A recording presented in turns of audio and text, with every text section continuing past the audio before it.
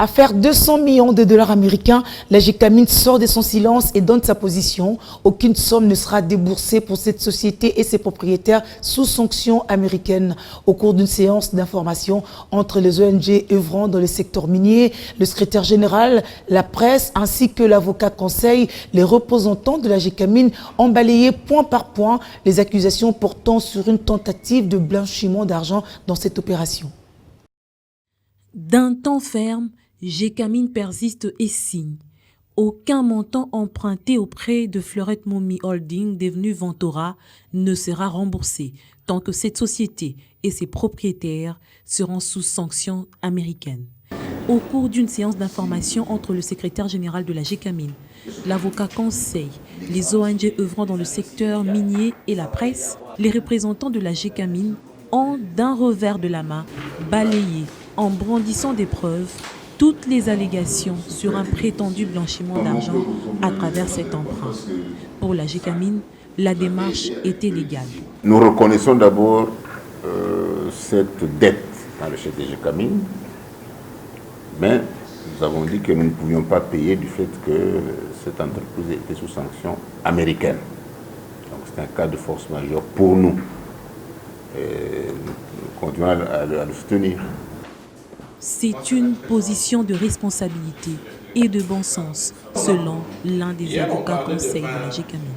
On sait que la Gécamine n'a pas perçu les 200 millions qui étaient prévus dans les contrats, mais elle a perçu 128 millions d'euros.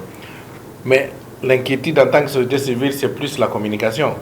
Parce que si il y avait des doutes sur l'existence d'un prêt, d'un contrat de prêt, s'il y a aussi les doutes sur ce qu'en tant que société civile, nous demandons toujours que les compagnies puissent publier les états financiers ou que toutes sortes de transactions soient tracées de sorte que l'État n'ait pas des engagements par-ci par-là.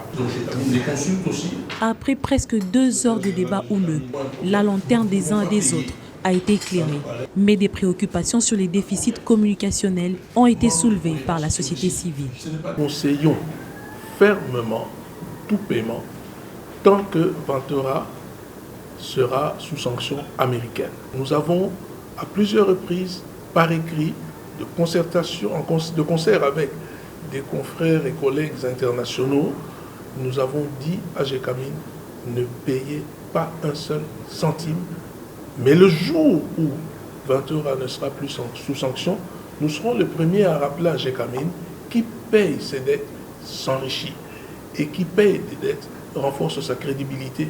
Une entreprise de cette envergure ne peut pas ne pas compter sur les emprunts, soit des banques quand c'est possible, soit d'autres mécanismes de financement. C'est ce qu'a fait Gécamine.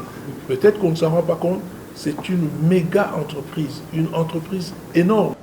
S'agissant de la rumeur sur la clandestinité des dirigeants de la Gécamine, le secrétaire général dit ne pas être en cavale et n'a aucune fois tenté d'aller en dehors du pays. Son inquiétude est de n'avoir toujours pas été notifié sur le blocage de leur retour à Lubumbashi.